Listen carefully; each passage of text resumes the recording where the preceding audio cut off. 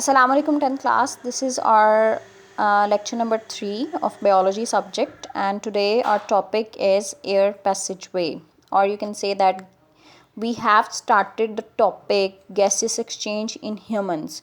So humans के gaseous exchange में there are two major things. The first one is the air passageway and the second thing is the lungs. So हम दोनों चीज़ों को one by one discuss करेंगे.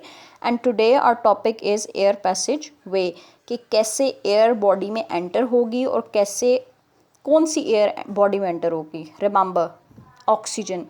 So simple हम यहाँ पे ब्रीथिंग के प्रोसेस को स्टडी करने वाले हैं. रेस्पिरेशन के प्रोसेस को हम 9th क्लास में चैप्टर नंबर 7 में स्टडी कर चुके हुए हैं. ठीक है. सो यहाँ पे हम स्टडी करने वाले हैं the air passageway. So today our topic is air passageway. So this is the air passageway that is described in your book or mentioned in your book. It is actually called the human anatomy. कि कैसे air body में lungs में enter होगी और lungs में से कैसे air जो है वो एक्सक्रीट आउट होगी या कैसे बाहर आएगी. सो एयर पैसेजवे को स्टार्ट करने से पहले we must remember the parts of the air passageway. ठीक है. वन बाय वन हम सबको डिस्कस करते जाएंगे कैसे एयर एंटर हो रही है और हर एक पार्ट का क्या फंक्शन है वो भी हम डिस्कस करेंगे. So before without wasting time we should start.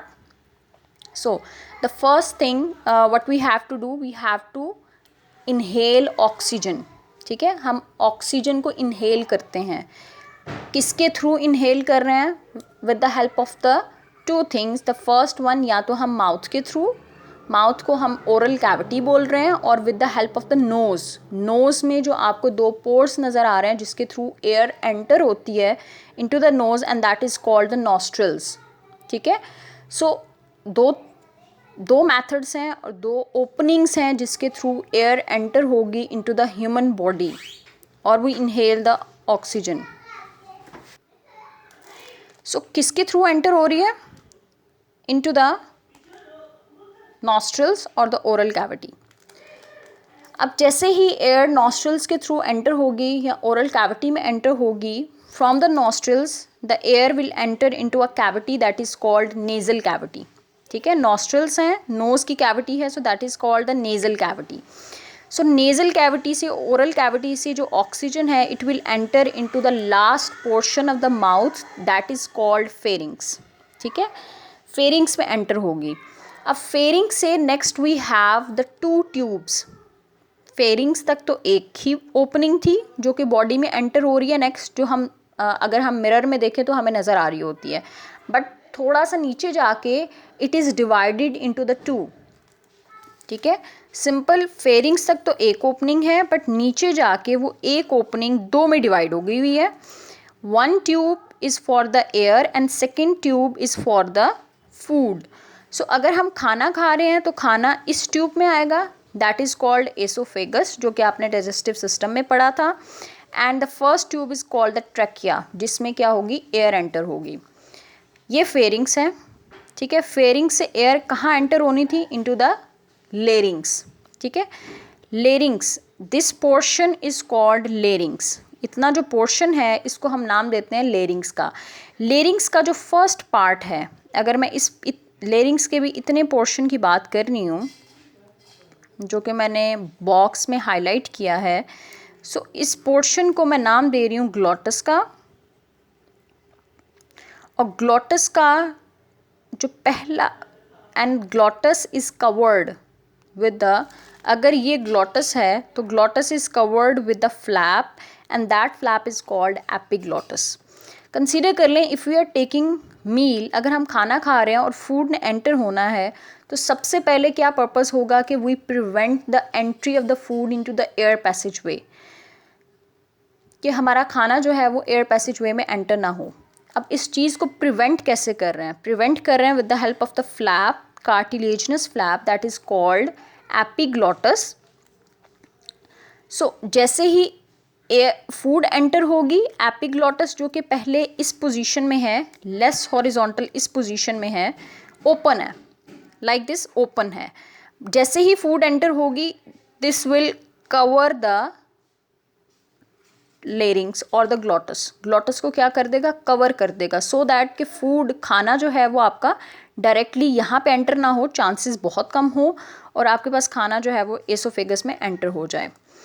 Okay, then from the larynx, epiglottis और ग्लॉटस को हमने स्टडी कर लिया। Then from the glottis we have next portion that is called trachea.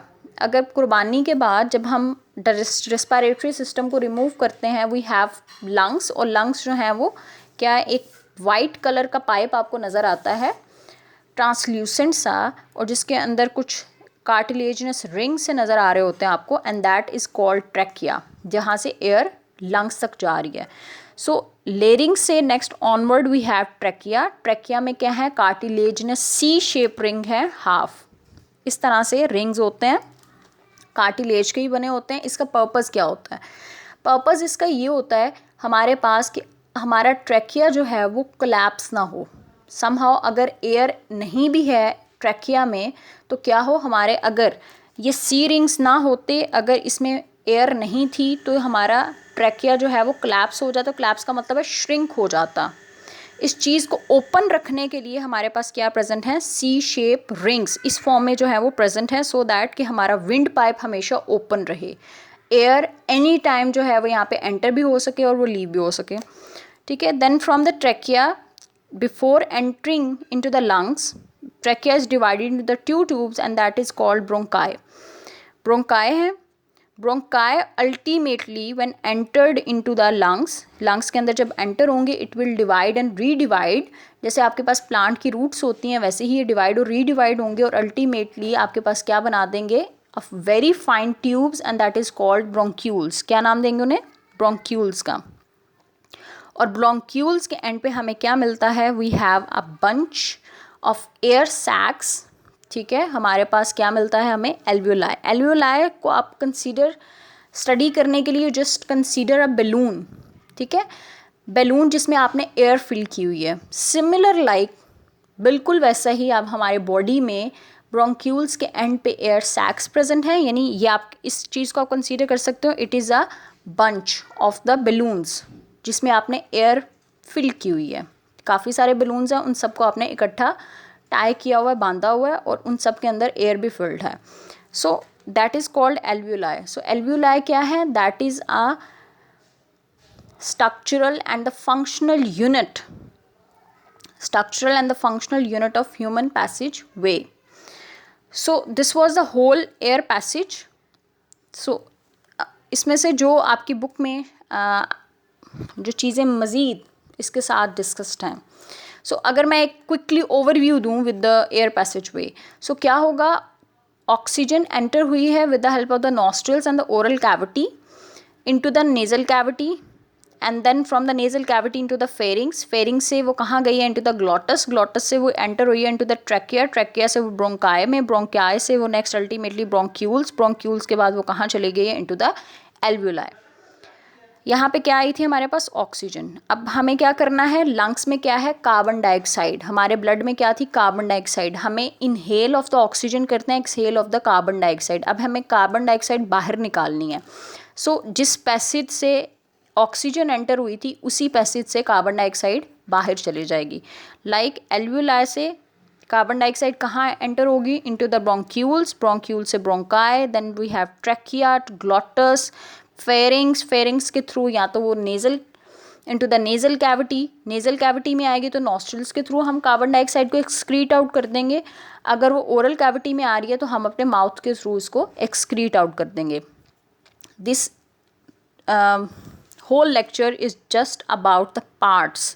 You have to memorize the parts of the air passageway and you have to draw this diagram and label it. ठीक है, this is your work and this is your diary. You have to draw this diagram and you have to label it.